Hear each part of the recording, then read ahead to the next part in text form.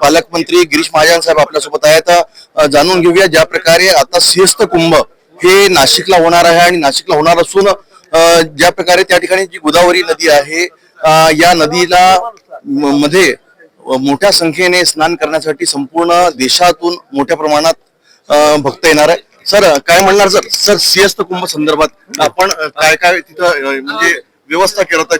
पूर्ण देशातून तिथं लोक येणार आहेत. देशातून नाही जगभरातून लोक त्या ठिकाणी सिंहस्थ कुंभमेळ्याला येणार आहेत. गेल्या वेळीपेक्षा जवळपास 4 पट गर्दी मी आता सांगतो आपल्याला की त्या ठिकाणी होणार आहे आणि म्हणून पूर्ण तयारी अतिशय जय्यत तयारी आमची कुंभमेळ्यासाठी त्या ठिकाणी चाललेली आहे. सगळ्या कामांचं टेंडर काढले गेलेले आहेत, हे प्रोसेसमध्ये आहेत.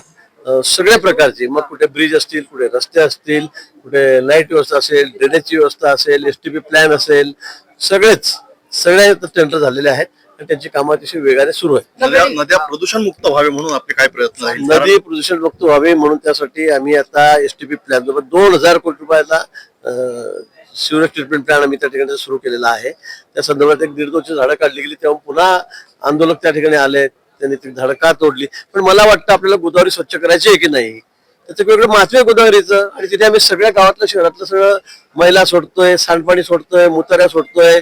मला कळत नाही, एकीकडे आपण प्रदूषणाबद्दल बोलायचं, दुसरीकडे 200 झाडं. माझं ते म्हणणं नाही पडत. आम्ही वारंवार स्पष्ट भूमिका केलेली आहे झाडांच्या बाबतीमध्ये की तुम्हाला 15,000 झाडं गेले असेल 200 झाडं, मी नाही म्हणत नाही, 15,000 झाडं मी लावतोय मोठी, आणि ती 20-20 फूट 15-15 फुटाची लावतोय. सोमवारी त्या ठिकाणी आम्ही त्याचा कार्यक्रम करतोय. झाडं यायला सुरुवात झाली, 2 ट्रक आल्या, उद्या परत 2 ट्रक येतील, रोज 2 ट्रक 800 झाडं येत आहेत. मला असं वाटतं की थोडं आपणही याच्यामध्ये सगळ्यांनीच फार आम्हाला वेठीत धरू नये. हे जे चाललेलं आहे हे आपल्या सगळ्या नाशिकसाठी चाललेलं आहे, गोदावरीसाठी चाललेलं आहे. एवढा मोठा उत्सव आपल्याकडे आहे, जगभरातल्या लोकांचं लक्ष त्या कुंभमेळ्याकडे त्या ठिकाणी आहे. म्हणून मला वाटतं सगळ्यांनी आम्हाला सहकार्य करावं.